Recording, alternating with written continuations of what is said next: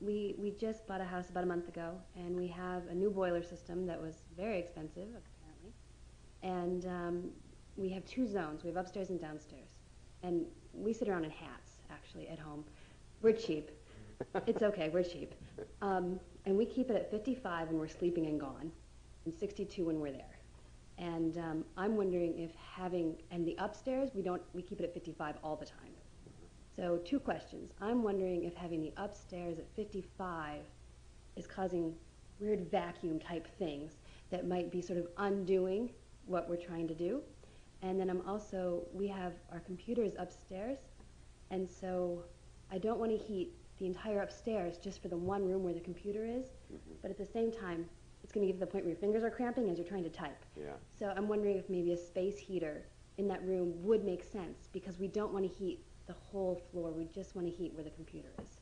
Yeah, well, you bring up a good point that if the colder that second floor is, the faster you're going to be losing heat from the first floor. Right. Unless the floors are insulated. Are your ceilings insulated? Highly unlikely. Yeah. So that's what's going on. You can minimize that by closing as many doors as you can, but how tight are the doors and how many openings. So that's probably going on. So we should be closing our upstairs doors. If you're doing this, yeah. Okay. And we put a curtain over the stairs. I mean, there used to be like breeze blowing down our stairs, so we sort of mitigated that.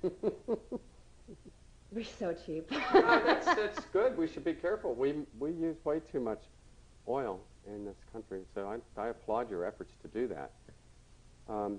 But you might be better off by closing the rooms that you're not using as well as possible. And blocking the stairs with a blanket or sheet is okay. Yeah, and some type of space heater in the computer room. So, I mean, it would be better to use a space heater to heat the computer room rather than heat the entire floor. Unless you could put that on a separate zone, if you have that option for your boiler. Yeah, I don't know how to do it. Our boiler has a 3-zone option, but I don't really know what that means. Like, as far as having extra thermostat or something, I don't get that. So. You might be able to. It might be worth looking into that. And when you have your system service next year, as you do every year, right? As we'll be doing now, because... All right, when you have your technician there, and a good time to do that is at the end of the heating season. After I usually have mine done in June, July. But I wonder if we should do it now, though, because it's been a rental unit for 30 years. Oh, so if you haven't had it done, yes. I'm not holding my breath that it's been done in the last few years. Yeah, then have it done. And that's a good time to ask that question. Might be able to do it while he's there, or she is there. Okay. That's a good question.